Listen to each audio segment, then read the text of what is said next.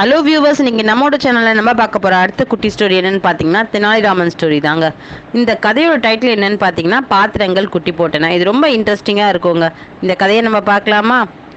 விஜயநகரத்தில் பார்த்தீங்கன்னா ஏதேதோ தொழில் செஞ்சு முன்னேறலாம் அப்படின்னு சொல்லிட்டு ராமநாதன் சொல்கிறவர் அந்த ஊருக்குள்ளே வந்தாருங்க. அவர் இருந்த ஊரில் எவ்வளோ தொழில் பண்ணி பார்த்து எதையும் சரிப்பட்டு வரல. சரி, விஜயநகரத்துக்குள்ளே வந்த அவர் அவரோட மனைவியோட நகைகள் எல்லாம் விற்று வட்டிக்காரனாக மாறினாருங்க. இந்த ஊரில் இருக்க ஏழைங்க எல்லாம் அவர்கிட்ட போய் வட்டி வாங்கி அவங்களோட பிழைப்பை நடத்திட்டு போயிட்டே இருந்தாங்க. இந்த ராமநாதன் என்ன பண்ணான்னு பார்த்தீங்கன்னா, வட்டி தொழில் ஆரம்பிக்கிறப்ப ஒரு பைசாக்கு அரை பைசா வட்டி அப்படின்னு சொல்லி தாங்க வட்டி கொடுக்க ஆரம்பிச்சாரு. நாட்டில் மழை இல்லை, ஆனால் இவர் காட்டிலே ஒரே மழை தாங்க. வட்டி கொடுக்க ஆரம்பிச்சவர் ரொம்ப கராரா இவரோட தொழிலில் ரொம்பவும் மோசமாகவும் எல்லா ஏழை மக்கள்கிட்டையும் நடந்துக்கிட்டாருங்க. இதனால இந்த நாட்டோட ஏழை மக்கள் எல்லாமே ஒரே புலம்ப ஆரம்பிச்சிட்டாங்க. கொடுத்த காசுக்கு வட்டி வாங்குறது இல்லாமல் ரொம்பவே கத்தவும் ஆரம்பிச்சிட்டாரே அப்படின்னு சொல்லிட்டு யோசிச்சுட்டே இருந்தாங்க. அப்போ ராமநாதன் என்ன கேட்டார் அப்படின்னு பார்த்தீங்கன்னா, என்கிட்ட வாங்கிட்டு போகிற ஆடு மாடுங்கள்லாம் குட்டி போடுதில்ல, விதைக்கிறீங்க, அதெல்லாம் தானியமாகவும் கதிராகவும் மாறுதில்ல, அப்புறம் வட்டி வாங்கினா அதுக்கு பணத்துக்கு வட்டி தர வேண்டாமா, என்னோட பணம் குட்டி போட வேண்டாமா அப்படின்னு சொல்லிட்டு எல்லாருக்கிட்டையும் திட்ட ஆரம்பிச்சிட்டாருங்க. இந்த விஷயம் எப்படியோ தெனாலிராமன் காதுக்கு போச்சுங்க. தெனாலிராமன் என்ன யோசிச்சாருன்னா, அந்த நாட்டு ஏழை மக்களை பற்றி இதை விசாரிச்சாருங்க. ஏன் எல்லாரும் உங்களுக்குள்ளேயே ஒருத்தருக்கு ஒருத்தர் உதவி பண்ணிக்க கூடாதா? ஏன் போய் ராமநாதன் கிட்ட இவ்வளோ பணத்தை வட்டிக்கு வாங்கி எல்லாரும் இவ்வளோ கஷ்டப்படுறீங்களே அப்படின்னு சொல்லி கேட்டார். உடனே அந்த ஏழை மக்கள்லாம் என்ன சொன்னாங்கன்னா, வர பணம் வாய்க்கும் வயிற்றுக்குமே சரியா போகுது, எங்களுக்குள்ளே நாங்கள் எப்படி ஒருத்தருக்கு ஒருத்தர் உதவி பண்ணுறது? அதனால தான் ஏதோ கஷ்டத்துக்கு நாங்கள் போய் ராமநாதன் கிட்ட வட்டிக்கு பணம் வாங்கிக்கிறோம். ஆனால் அவர் இதை உபயோகப்படுத்திட்டு வட்டியை அதிகமாக கேட்குறாரு, கொஞ்சம் கூட அட்ஜஸ்டே பண்ணிக்க மாட்டேங்கிறாரு அப்படின்னு சொல்லிட்டு எல்லாரும் அவங்களோட மனக்குமுறல்களை தெனாலிராமன் கிட்ட சொல்லிகிட்டே இருந்தாங்க. தெனாலிராமன் சரி சரி கவலைப்படாதீங்க, இதுக்கு நான் கண்டிப்பாக ஒரு முற்றுப்புள்ளி வைக்கிறேன் அப்படின்னு சொல்லிட்டு இதை பற்றி யோசிச்சுட்டே அவரோட வீட்டுக்கு போனாருங்க. அப்போ அவரோட பக்கத்து வீட்டில் குப்புசாமின்னு ஒருத்தர் இருந்தாருங்க. அந்த குப்புசாமியை கூப்பிட்டு நலம் விசாரிச்சுட்டு, எப்படி இருக்க, நீ இந்த மாதிரி விஷயம் ஊரில் நடக்குதே உனக்கு தெரியுமா அப்படின்னு சொல்லி கேட்டாருங்க. அவரும் என்ன சொன்னார்னா, ஆமாம், எல்லாரும் சொல்லி நானும் கேள்விப்பட்டிருக்கேன், நானும் 2-3 தடவை அவர்கிட்ட வட்டிக்கு பணம் வாங்கியிருக்கேன், வட்டி அதிகமாக இருந்தாலும் வேறு வழி இல்லையே, என்ன பண்ணுறது, அதனால் வாங்கிட்டு இருக்கோம் எல்லாரும். இப்போ என்னோட மகளோட திருமணம் வேற வருது, நான் அவர்கிட்ட தான் போய் நான் பணமும் பாத்திரங்களும் கடனுக்கு வாங்க போகிறேன் அப்படின்னு சொல்லி சொன்னாருங்க. இதை யூஸ் பண்ணிக்கிட்டு தெனாலிராமன், இதுக்கு இந்த ராமநாதனுக்கு நம்ம ஒரு பாடம் கற்பிக்கணும், இந்த வட்டி தொழிலுக்கு ஒரு முற்றுப்புள்ளி வைக்கணும், நம்ம நாட்டு மக்கள் எல்லாம் அவர்கிட்ட வட்டிக்கு வாங்கி ரொம்ப கஷ்டப்படுறாங்க அப்படின்னு சொல்லிட்டு குப்புசாமி கிட்ட ஒரு பிளானிங்கும் சொன்னாருங்க. அவரோட காதில் சொல்லியிருக்காருங்க. இதை நான் சொல்கிறப்ப நீ கரெக்டாக செய், கண்டிப்பாக இந்த விஷயத்துக்கு ஒரு முற்றுப்புள்ளி நம்ம எல்லாருக்கும் கிடைக்கும் அப்படின்னு சொல்லி சொன்னாருங்க. குப்புசாமி அதை கேட்டுட்டு அவர் வீட்டுக்கு போனார். மகளோட திருமணம் நெருங்கி வர நேரத்தில் இவர் போய் ராமநாதன் கிட்ட பணமும் கடன் வாங்கிட்டு அதோட பண்ட பாத்திரங்களும் சிலதெல்லாம் பித்தளை பாத்திரங்கள் எல்லாத்தையும் கடன் வாங்கிட்டு வீட்டுக்கு வந்தாருங்க. இது எல்லாத்தையும் திருமணம் முடிஞ்ச கையோட கொண்டு வந்து தரேன்னு சொல்லி வாக்கும் கொடுத்துருந்தாருங்க. அதே மாதிரி திருமணம் முடிஞ்சு 2 நாளில் அவர் வாங்கின பண்ண பாத்திரங்களோட சேர்த்து எக்ஸ்ட்ரா பாத்திரங்களை கொண்டு போய் ராமநாதன் கிட்ட இவர் ஒப்படைச்சாருங்க. உடனே ராமநாதனுக்கு ரொம்ப ஷாக் ஆயிடுச்சு. என்ன இது, என்கிட்ட நீ வாங்கிட்டு போன பாத்திரங்களை விட இப்போ எல்லாமே டபுளாக இருக்கே அப்படின்னு சொல்லிட்டு ராமநாதன் கேட்டாருங்க.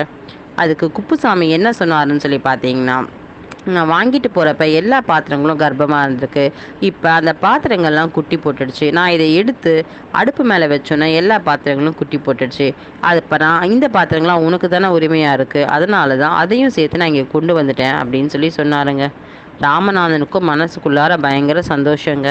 எனது பாத்திரங்க குட்டி போட்டுச்சா, நம்பவே முடியலையே அப்படின்னு நினச்சிக்கிட்டு, ஓகே ஆமாம், நானும் சொல்ல மறந்துட்டேன், என்னோடய பாத்திரங்கள்லாம் மாசமாக இருந்தது, கரெக்டு தான் நீ சொல்கிறது அப்படின்னு சொல்லிட்டு கொடுத்த எக்ஸ்ட்ரா பாத்திரங்களையும் சேர்த்து வாங்கி வச்சுக்கிட்டாருங்க. அதுக்கப்புறமா இவரும் குப்புசாமி வீட்டுக்கு வந்துட்டாருங்க. திரும்பவும் ஒரு 2 மாதம் இடைவெளியில் அவரோட பொண்ணுக்கு ஜாதகத்தில் ஏதோ பரிகாரம் பண்ணணும், அதனால் ஒரு யாகம் நடத்தணும்னு சொல்லி ஜோஷியர் சொன்னாங்க. அதுக்காக பாத்திரம்லாம் வேணும்னு சொல்லிட்டு திரும்பவும் அவர் ராமநாதன் வீட்டுக்கு வந்தாருங்க. இப்போ தான் தெனாலிராமன் பிளானை அவர் இங்கே எக்ஸிக்யூட் பண்ண போகிறாருங்க. என்ன பிளான் சொல்லி பார்த்தீங்கன்னா, அவர்கிட்ட போய் வெள்ளி பாத்திரமும் தங்க பாத்திரமும் வாங்கிட்டு வர மாதிரி தெனாலிராமன் சொல்லியிருந்தாருங்க. குப்புசாமியும் ராமநாதன் கிட்ட வெள்ளி பாத்திரமும் தங்க பாத்திரமும் கேட்டிருந்தாருங்க.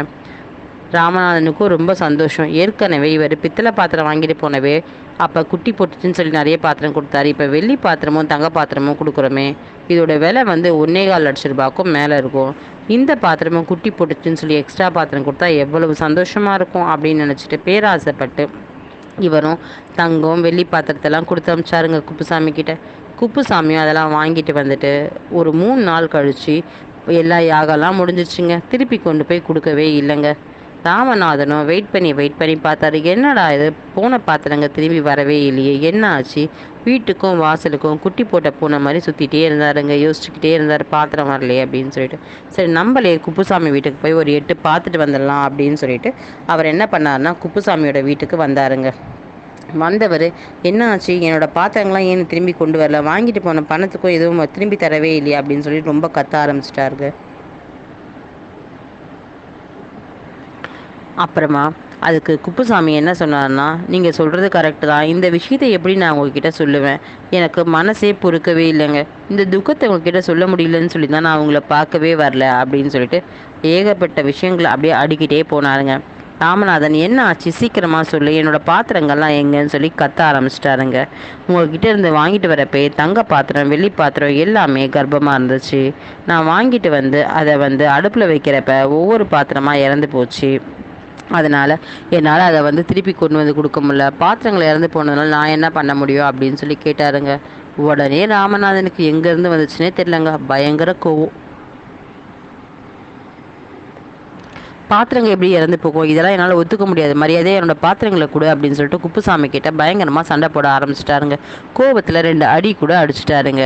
அது என்ன இது, பித்தளை பாத்திரம்லாம் குட்டி போட்டுச்சுன்னு சொன்னப்போ மட்டும் சந்தோஷமாக வாங்கிட்டீங்க, இப்போ பாத்திரங்கள் குட்டி போடாமல் இறந்து போச்சுன்னு சொல்கிறப்ப இவ்வளோ கஷ்டப்படுறீங்களே அப்படின்னு சொல்லிட்டு 2 பேருக்குள்ளே வாக்குவாதம் முத்தி போச்சுங்க. இந்த விஷயத்தில் நம்ம என்ன 2 பேருக்குள்ளேயே ஒரு சமாதானமே வரலங்க. சரி, நம்ம அரசர்கிட்ட போய் இதை முறையிட்டு இந்த கதைக்கு ஒரு முற்றுப்புள்ளி வைக்கணும் அப்படின்னு சொல்லிட்டு 2 பேருமே அரசரை தேடி போனாங்க. அரசர்கிட்ட போய் இந்த நடந்த விஷயத்தை எல்லாத்தையுமே சொன்னாங்க. இந்த மாதிரி பித்தளை பாத்திரம் வாங்கிட்டு போனேன், அது குட்டி போட்டுச்சுன்னு சொன்னேன் நான், அப்போ மட்டும் வாங்கிட்டாரு. இப்போ தங்க பாத்திரமும் வெள்ளி பாத்திரமும் கடன் வாங்கிட்டு போனேன், அந்த பாத்திரங்க குட்டி போடுறப்ப இறந்து போயிடுச்சு அப்படின்னு சொன்னால் இவர் ஒத்துக்கவே மாட்டாருன்னு குப்புசாமி அவர் சைடில் இருந்த நியாயத்தை சொன்னாருங்க. அதை கேட்டோன்னே அரசரும் யோசிச்சார். ஆமாம், அந்த பாத்திரம் குட்டி போடுறப்ப இந்த பாத்திரமும் கண்டிப்பாக குட்டி போட்டிருக்கோம் இல்லையா, பிரசவத்தில் இறந்து போகிறது சகஜம் தானே, உண்மையாகவே அப்படி நடந்திருக்கலாம் இல்லை அப்படின்னு சொல்லிட்டு அரசரும் திருப்பி சொன்னாருங்க. ராமநாதனால் இதை தாங்கிக்கவே முடியலங்க. அப்போ தான் தெனாலிராமன் இந்த கதைக்குள்ளேயே என்ட்ரானாருங்க. அது எப்படி உங்களால் ஒத்துக்க முடியாது? அந்த வார்த்தைகளை கேட்டதும் அந்த ராமநாதனுக்கு பயங்கர கோவம் வந்துருச்சுங்க. யாகம் முடிஞ்ச அடுத்த நொடியே திருப்பி கொண்டு தரதா சொன்னியே, இப்பொழுது இத்தனை நாள் ஆனது தரவே இல்லையே அப்படின்னு சொல்லிட்டு ராமநாதன் அந்த நேரத்தில் நடந்த கதை எல்லாத்தையும் தெனாலிராமனுக்கும் அங்கே சொன்னாருங்க. அப்போ தான் தெனாலிராமன் என்ன சொன்னாருன்னு சொல்லி பார்த்தீங்கன்னா, நீ வட்டியை கொஞ்சம் கூட தள்ளி கொடுக்க முடியாது சொன்னியே, அப்போ மக்களோட கண்ணில் இந்த தண்ணீர் வந்துச்சு, அதை பார்த்தியா நீ? பொன் பாத்திரம் வெள்ளி பாத்திரம் அரசன் கண் முன்னாடி கொண்டு வந்து அடுக்கிறாருங்க தெனாலிராமன். அதை கண்டு எல்லாருமே அங்கே இருந்தவங்க எல்லாருமே ஆச்சரியப்பட்டாங்க. அப்போது தான் தெனாலிராமன் அங்கே நடந்த கதையை எல்லாத்தையும் அரசருக்கு சொல்லி முடிச்சாருங்க. அப்போ தான் அரசருக்கு தெரிஞ்சது, இதெல்லாம் உன் வேலை தானா, உன்னால் மட்டும் தான் எல்லாரையும் சிரிக்க வைக்க முடியும்னு சொல்லிட்டு, இது மாதிரி வேலையை உன்னால் மட்டும் தான் செய்ய முடியும் அப்படின்னு சொல்லிட்டு சரியான பாடம் கற்பிச்சிருந்தேன் இந்த வட்டிக்காரனுக்கு அப்படின்னு சொல்லிட்டு அரசர் சொன்னாருங்க. முதல்ல குட்டி போட்டதா சொல்லி கொடுத்த சித்திய பாத்திரங்கள் விலை என்னவோ அதை மாதிரி ரெட்டிப்பு விலையை தான் இருந்துச்சு. ஆனால் இந்த தங்க பாத்திரமோ வெள்ளி பாத்திரமோ அதை விட பயங்கரமான டபுள் மடங்கு போகவும் சந்தோஷத்தில் ராமநாதன் அதை கொடுத்துட்டாரு. அது இல்லை இறந்து போச்சுன்னு சொன்னோன்னா அவரால் அதை ஏற்றுக்க முடியல அப்படின்னு சொல்லி கதையை சொன்னோன்னே அங்கே எல்லாருக்குமே பயங்கர சிரிப்பு வந்துருச்சுங்க. அதுக்கப்புறமா ராமநாதன் 1 ரூபாய்க்கு அரை ரூபாய் வட்டி வாங்குறத அடியோடு நிறுத்திட்டாருங்க. ஆனால் 1 ரூபாய்க்கு 1 பைசா வட்டி வாங்க தொடங்கினாருங்க. ரொம்ப ஏழையாக இருந்தால் கூட அந்த வட்டியை தள்ளுபடி செஞ்சாருங்க. இந்த கதை உங்களுக்கு பிடிச்சிருந்தா என்னோட சேனலை சப்ஸ்கிரைப் பண்ணுங்கள், லைக் பண்ணுங்கள், ஷேர் பண்ணுங்கள். தேங்க்யூ.